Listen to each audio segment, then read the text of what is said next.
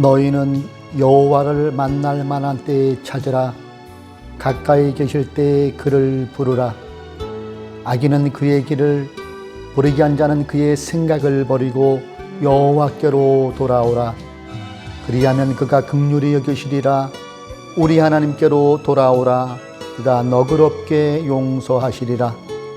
우리가 아직 죄인 되었을 때에 그리스도께서 우리를 위하여 죽으심으로 하나님께서 우리에 대한 자기의 사랑을 확증하셨느니라. 그러면 이제 우리가 그의 피로 말미암아 의롭다 하심을 받았으니 더욱 그로 말미암아 진노하심에서 구원을 받을 것이니. 아멘.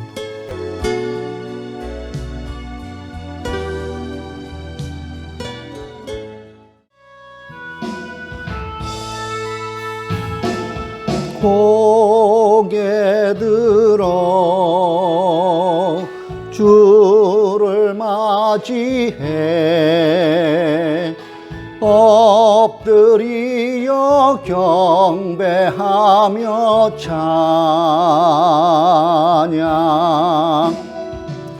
왕의 위엄을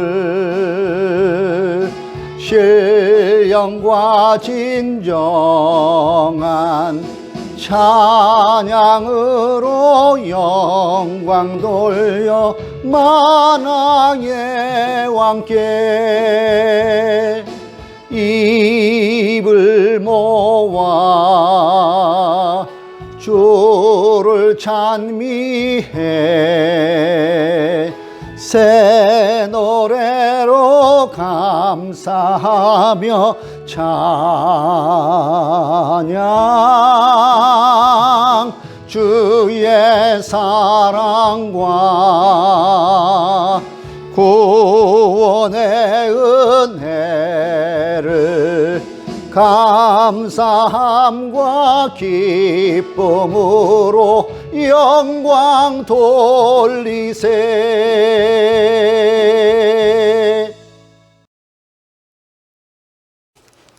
나는 전능하신 아버지 하나님 천지의 창조주를 믿습니다. 나는 그의 유일하신 아들 우리 주 예수 그리스도를 믿습니다.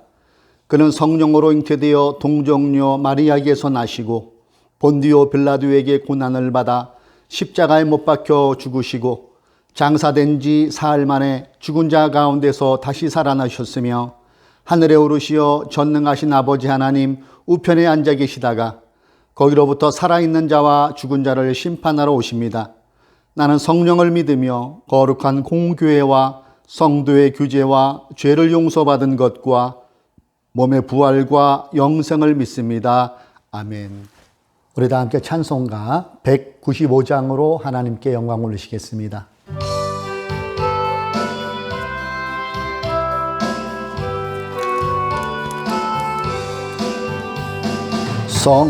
성령이여 우리 찬송 부를 때 진심으로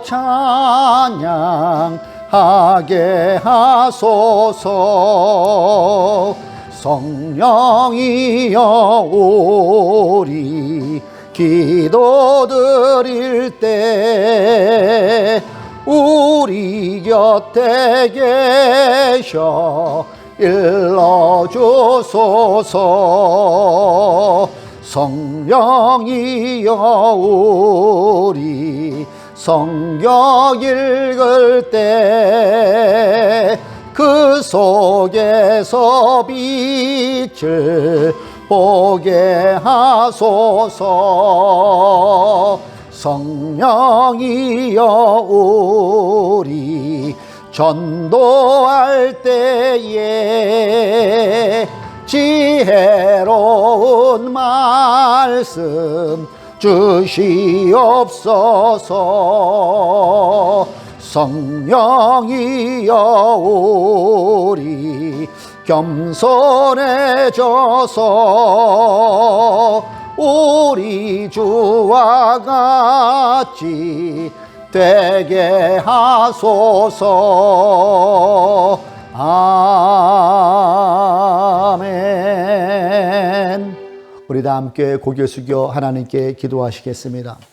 이 시간에도 성령으로 우리와 함께 하시고 우리의 예배를 받아주시는 하나님께 감사와 영광을 올려드립니다. 하나님 홀로 영광 받아 주십시오. 예수 그리스도의 보혈로 이 자리를 덮어주시고 우리의 심령 또한 예수의 피로 정결케 하여 주십시오. 나라와 민족 가운데 늘 함께하여 주시는 하나님, 계절의 여왕이라고 할 만큼 5월의 푸르름이 점점 깊어지고 가고 있는 계절입니다. 하지만 그 푸르름 속에는 41년 전 이 땅의 광주 민주화 운동으로 숨져간 많은 유족들의 아픔이 채 가시지 않고 여전히 아픔을 가지고 살아가는 우리들의 이웃들이 있음을 기억합니다. 이제 이러했던 끔찍했던 진상이 다 규명되어지고 가해자는 진심으로 피해자들에게 용서를 구함으로 다시는 이 땅에 억압과 인권 유린이 재현되지 않는 평화의 대한민국 되게 하여 주십시오. 이 시간 이웃나라 미얀마를 위해서도 기도합니다. 미얀마가 지금 민주화 항쟁으로 큰 어려움 가운데 있습니다. 속히 억압하는 군부 독자가 물러나가게 하시고 미얀마에도 하나님께서 내려주시는 평화가 임하게 되기를 간절히 기도드립니다. 코로나19의 장기화가 지속되어 가고 있는 요즘입니다. 백신 구입과 접종이 원만하게 차질 없이 잘 진행되어지게 하시며 부작용도 더 이상 발생하지 않도록 우리 하나님께서 붙잡아 주시고 하루속히 코로나19가 물러가므로 평화로운 일상이 회복되는 은혜가 임하게 하여 주옵소서. 성령으로 우리 교회를 이끌어 가시는 주님 감사를 드립니다. 이제 다다음 주 6월 6일은 우리 하늘뜻 푸른 교회가 설립된 지 9주년을 맞는 참으로 뜻깊은 날을 맞이하게 됩니다. 코로나로 우리가 얼굴을 맞대고 예배는 못 드리지만은 있는 그 자리에서 주님이라는 예수 그리스도는 공동체를 가지고 비대면으로 예배드리며 지금까지 나오게 하여 주시니 감사드립니다. 바라옵기는 우리 하늘뜻 푸른 교회가 주신 비전, 하나님을 높이고 복음으로 이웃을 섬기는 사도행전의 건강한 공동체의 비전이 있는 그 자리에서 날마다 실현되어질 수 있는 우리들이 될 수 있도록, 우리 교회가 될 수 있도록 성령님께서 더욱더 우리 교회를 붙잡아 주십시오. 오늘도 하나님을 사랑하는 마음으로 예물 드린 손길이 있습니다. 한 사람 한 사람 드린 손길 위에 주님께서 기억하여 주시고 저들의 삶 가운데 형통의 복으로 채워주시고 이 물질이 쓰여지는 곳에 하나님의 나라가 더욱더 확장되는 귀한 예물로 쓰여지게 하여 주십시오. 오늘도 우리가 말씀을 나누며 주님의 뜻을 알기를 원합니다. 성령님께서 말씀 가운데 좌정하여 주셔서 빛체가 은혜되며 하나님의 뜻을 밝게 하라. 한 주간도 예수 그리스도를 드러내는 귀한 한 주간이 되게 하여 주시기를 기도합니다. 우리 사랑하는 교우님들, 가지고 있는 문제가 무엇입니까? 5월의 실록처럼 이제 기도하는 그 기도들이 푸르름을 더해가서 열매로 맺어지는 그 은혜가 임하여 주시기를 또한 기도드립니다. 이 시간 모든 시종을 주님께 의탁하오며 우리를 구원하여 주신 예수님의 이름으로 간절히 기도드립니다. 아멘.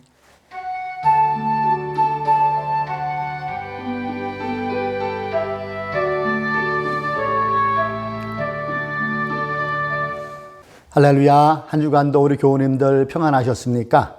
네, 5월 23일 주일 교회 소식을 잠시 전달해 드리도록 하겠습니다. 오늘은 성령 강림절로 지키고 있습니다. 특별히 성령 운동하는 교단답게 언제나 성령님을 인정하고 환영하고 성령님을 모셔드리고 살아가는 성령 충만한 저와 여러분이 되시기를 주님의 이름으로 축복합니다. 코로나19의 장기화가 계속되어지고 있습니다. 믿는 우리들이 먼저 방역 지침에 솔선수범하고 코로나19의 완전 종식을 위해 우리가 계속해서 힘써 기도합시다. 돌아오는 6월 6일 주일 예배는 하늘뜻 푸른 교회 설립 9주년 기념 감사 예배로 드려질 예정입니다. 이날은 모처럼 대면과 비대면 예배를 병행하여 주일 예배를 드릴 예정입니다. 이를 기억하시고 교우님들 기도와 적극적인 참여 바라겠습니다. 자, 우리 그 자리에서 함께 하늘뜻 푸른 교회 표를 제창합니다. 시작. 하나님을 높이고 복음으로 이웃을 섬기는 사도행전의 건강한 공동체.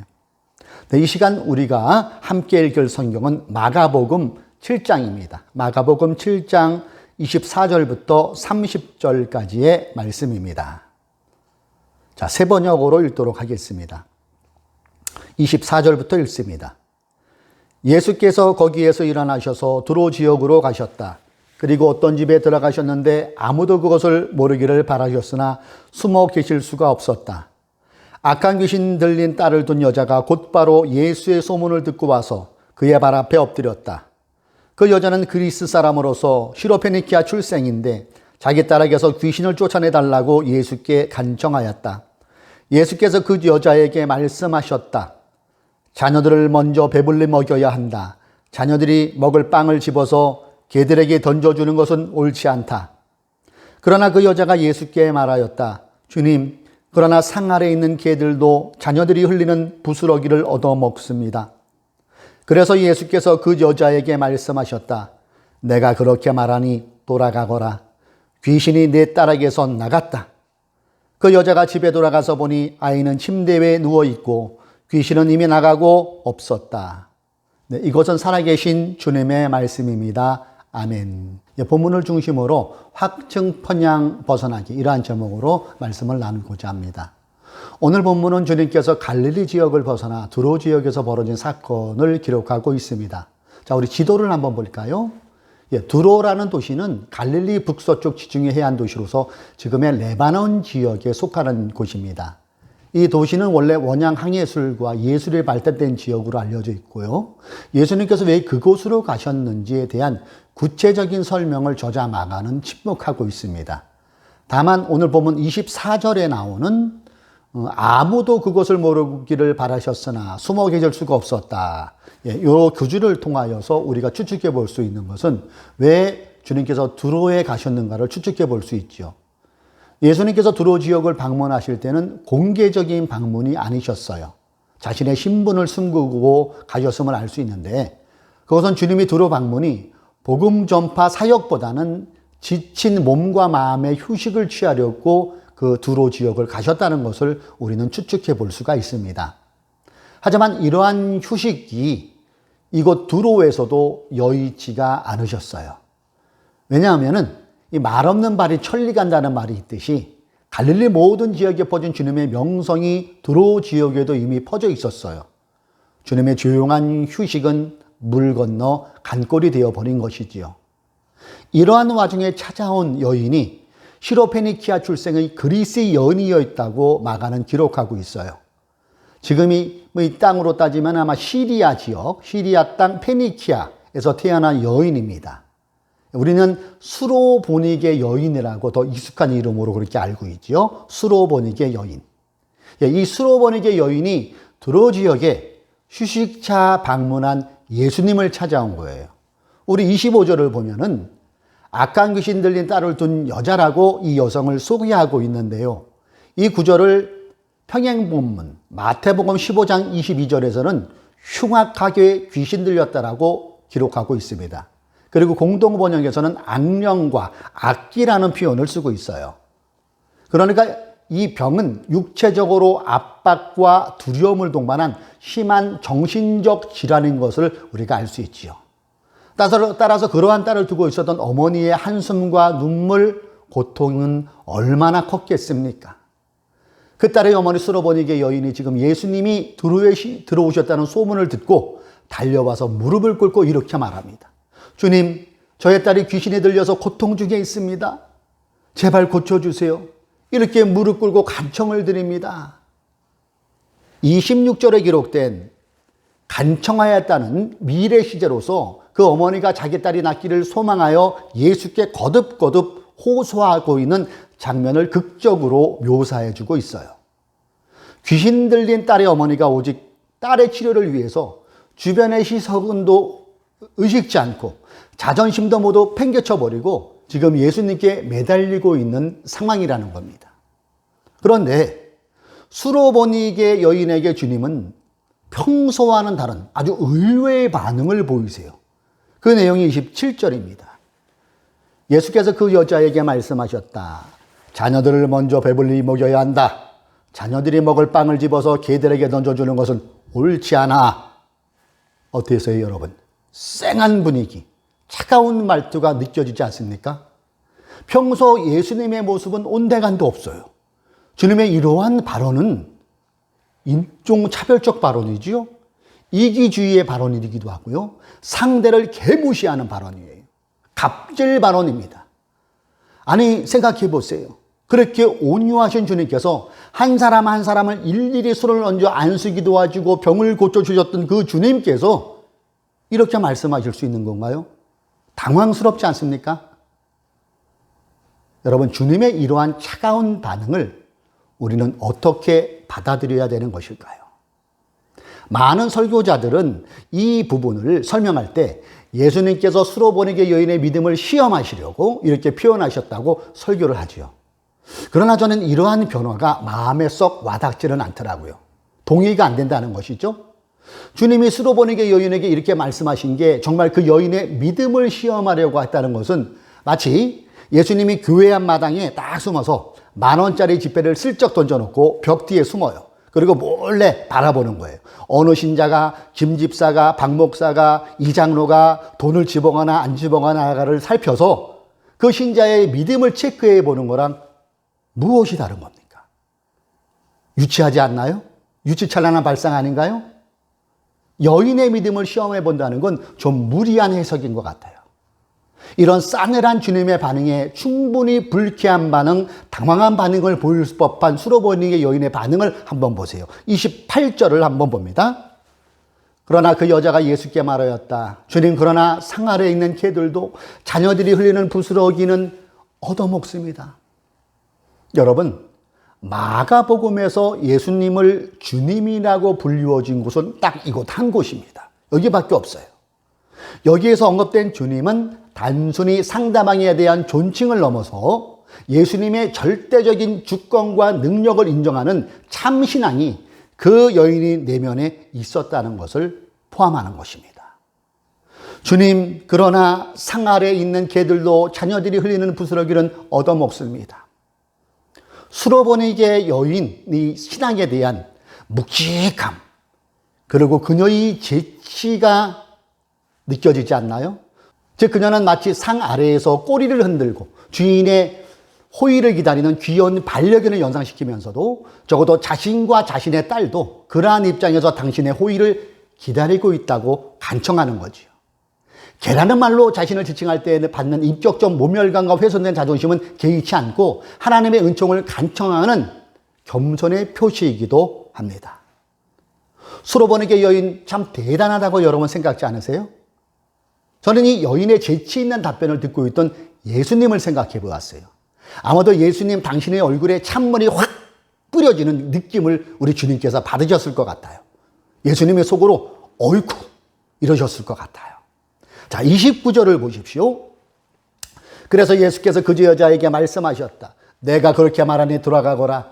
귀신이 내 딸에게서 나갔다. 자, 여기서 그래서를 주목해 보십시오.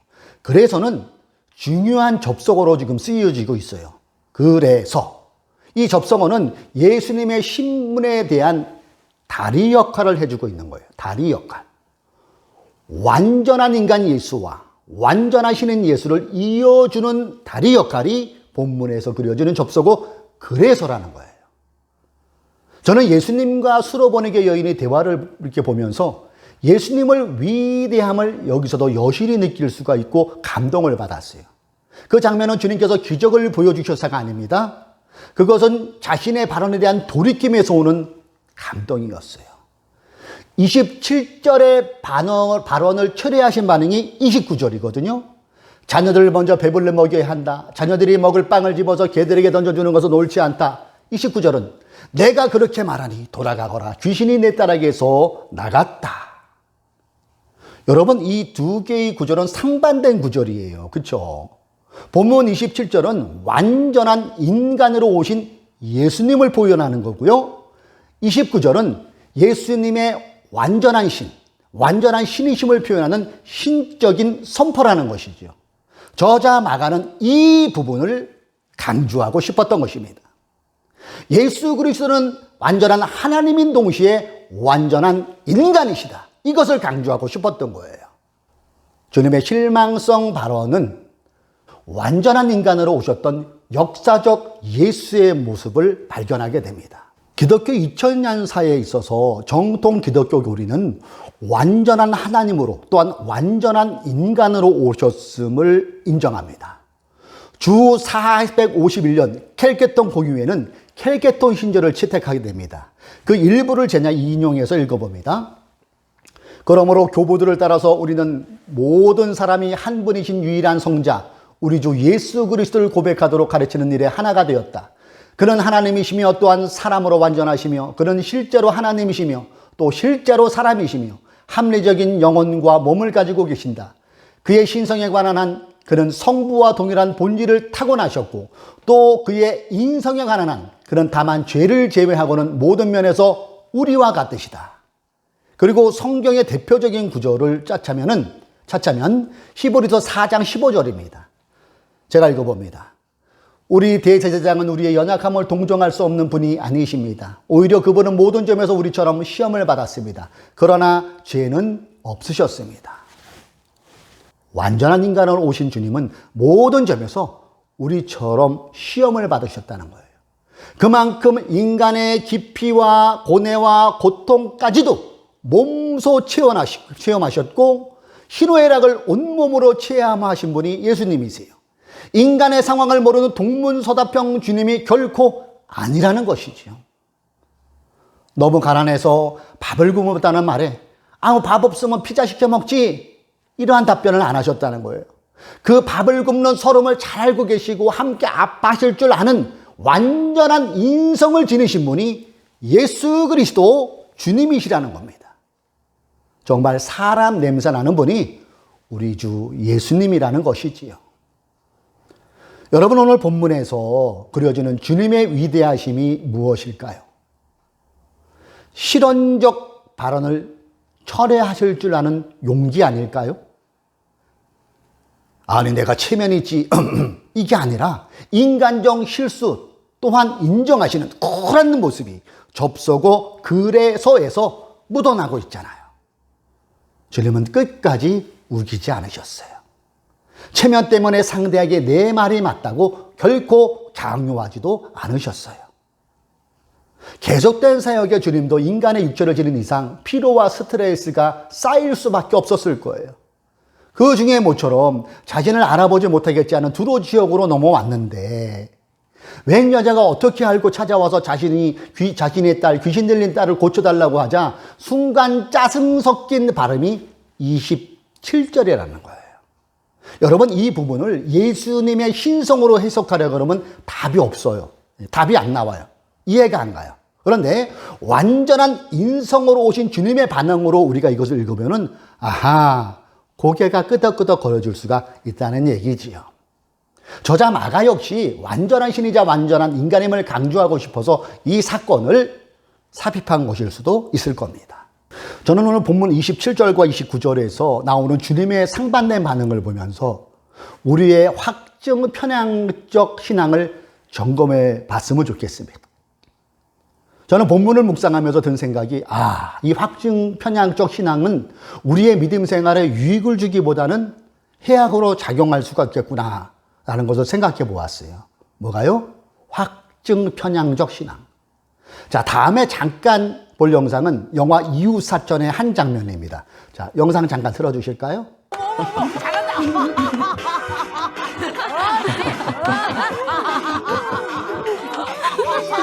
잠깐만, 이거 이식이 지 얘기 아이가? 그런 것 같기도 하고 아닌 것 같기도 하고. 깜짝아 이씨. 맞아요. 아, 깜짝이야 진짜. 씨. 준이 아빠 이예준, 이유식 아들이잖아요. 이거 라디오 사연은 이거 언제 보냈어 이거? 이게 사연이 아니라 암호입니다. 또 암호예요? 남이 빙글빙글. 그저 바라만 보고 있지.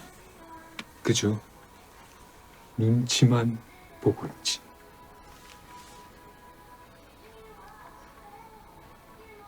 오늘 아무가 있다입니까? 이거 눈치 보지 말고 빨리 행동하라는 얘기잖아요. 무슨 행동? 뭐 막 그 데모 같은 그런 거요? 농댕 우리 정치 어떻게 하나 국민 손잡고 빙글빙글 돌고 이것도 뭐겠어. 빙글빙글 돈다. 왜 그 임진왜란 때 그 이순신 장군이 막 군사들 많아 보이게 하려고 사람들 모아놓고 둥글게 서가지고 빙글빙글 막 춤추면서 강강술래. 강강술래. 막걸리 좋아하는 이의식이가 댄스곡을 4번이나 신청했어요. 네 번이나? 야 9월 8일, 9월 9일, 9월 11일 11일. 그리고 오늘. 아 이거 100% 아닌가요? 북한에 보내는 지령? 지령이요? 그 약간 억지 같은데? 억지! 네가 책임질래? 저 책임을 왜 져요? 막 이렇게 뭐 친절하게 다 이렇게 설명해주면 그게 아무니 그죠 팀장님.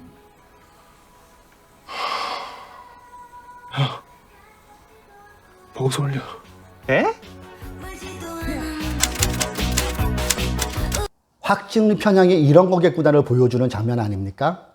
이 장면은 확증 편향에 빠지게 되면 사람이 어떻게 되는지를 보여주고 있는 한 예잖아요. 아니 가수 남이의 빙글빙글 노래가 북에 보내는 암으로 둔갑해 버리는 거예요. 이게 확증 편향의 한 예예요. 실례죠. 실제로 여러분 70년대 80년대 유신 정권 군부 정권 때는 이런 일이 벌어졌어요. 그래서 남산 대공분실로 끌려가서 노래 이상하게 불렀다고 간첩이라는 누명 쓰여서 모진 고문은 사람 당한 사람도 꽤 많이 된다는 거 여러분 알고 계세요? 확증 편향이라는 것은 믿고 싶은 것만 믿고 보고 싶은 것만 보고 듣고 싶은 것만 듣는 심리를 일컬어 확증 편향이라고 합니다.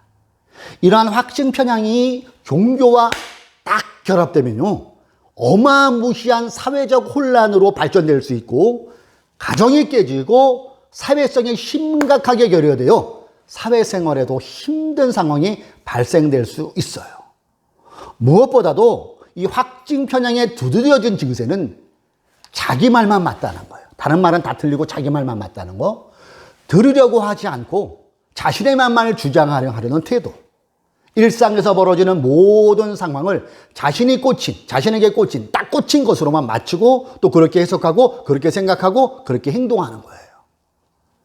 지금도 이런 확증 편향으로 인해 가정의 위기가 닥치는 분들도 계시고요. 서로 간, 이웃 간에, 동료 간에 불편한 상황이 초래되어지고 부모님과 자식 간에 아예 대화의 두터운 벽이 처지는 사례가 우리 주변에 일어나고 있잖아요. 그렇기 때문에 우리 신앙인은 믿음을 가장한 확증 편향을 항상 조심할 수 있어야 돼요. 확증 편향적 신앙이 되면 꼰대가 되는 거예요. 청년도 외모만 청년이지 확증 편향이 깊어지면요 젊은 꼰대 신앙인이 된대도요. 여러분 저 같은 목사에게 있어서 고질병 중에 하나가 뭐냐면은 모든 걸 다 안다고 행세하는 거예요. 오래 듣는 거를 못 견뎌해요. 언제나 가르치려고만 합니다. 자기의 확증 편향으로 강요해요.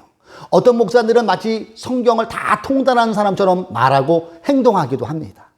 여기에 자신의 확증 편향적 생각을 신앙으로 위장을 해버려요. 이렇게 강직한 신앙을 가장한 확증 편향적 목회를 추구하다 보니까 모든 상황을 흑과 백으로만 딱딱 자르려 하고 그렇게 강단에서도 그렇게 설교를 합니다. 여러분 정말 그렇게 말하는 분이 다 할까요? 성경을 통달할까요? 기독교 2000년사를 큰 나무로 한번 비유해 보자고요. 큰 나무.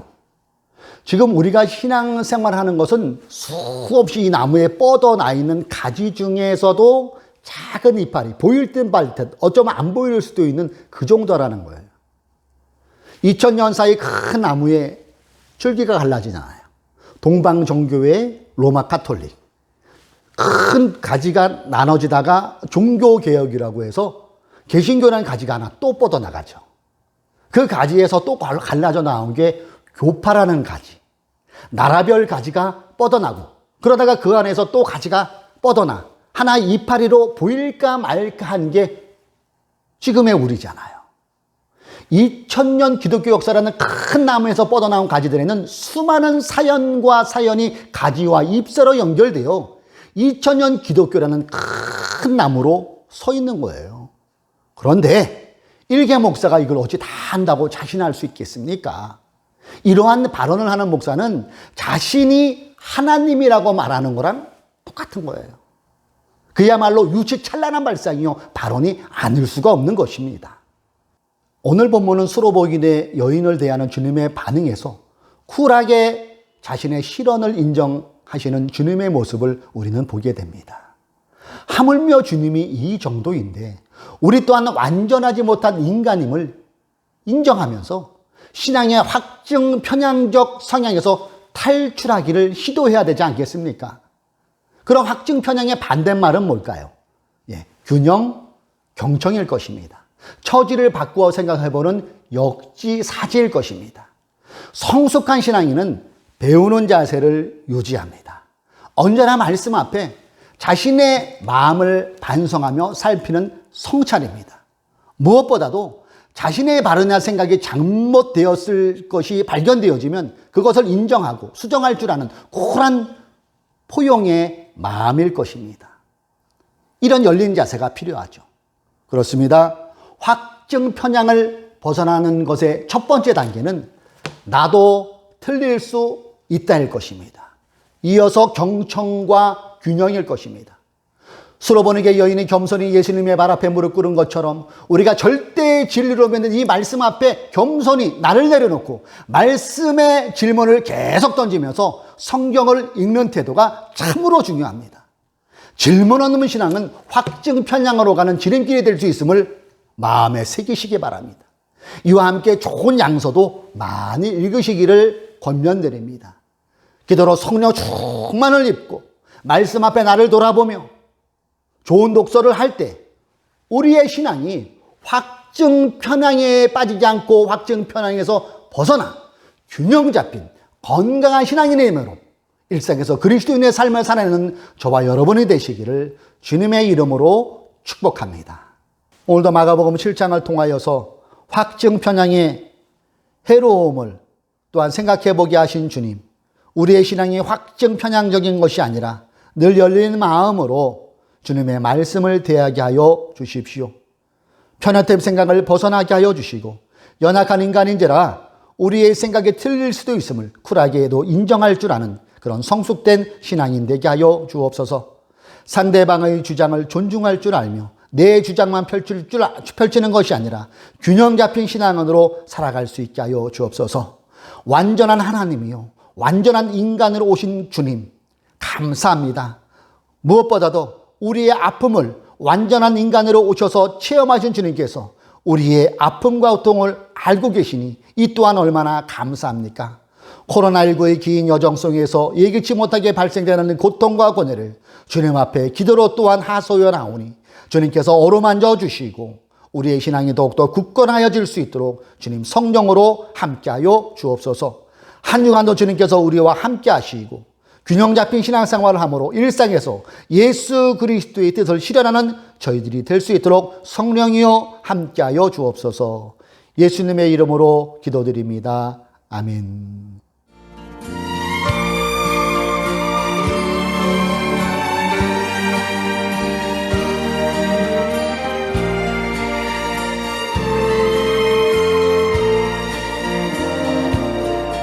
밤 깊도록 동산 안에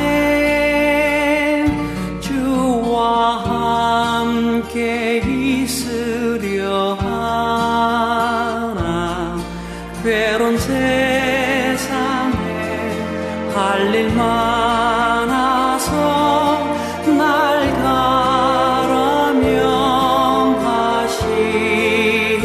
가라명하신다. 주가 나 함께 동행하면서 나의 친구 되시오니 우리 서로 받은 그 기쁨은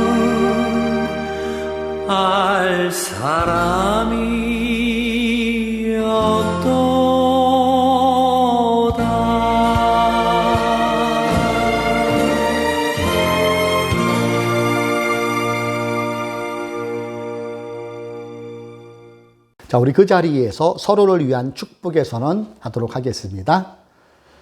이 주 예수 그리스도의 은총과 하나님의 사랑과 성령께서 이루어 주시는 친교가 우리 가운데 영원토록 함께 있기를 주님의 이름으로 축원합니다. 아멘. 한 주간도 균형 잡힌 신앙, 말씀으로 나를 성찰하며 기도로 성령 충만한 그런 삶을 살아가시기를 주님의 이름으로 축복합니다.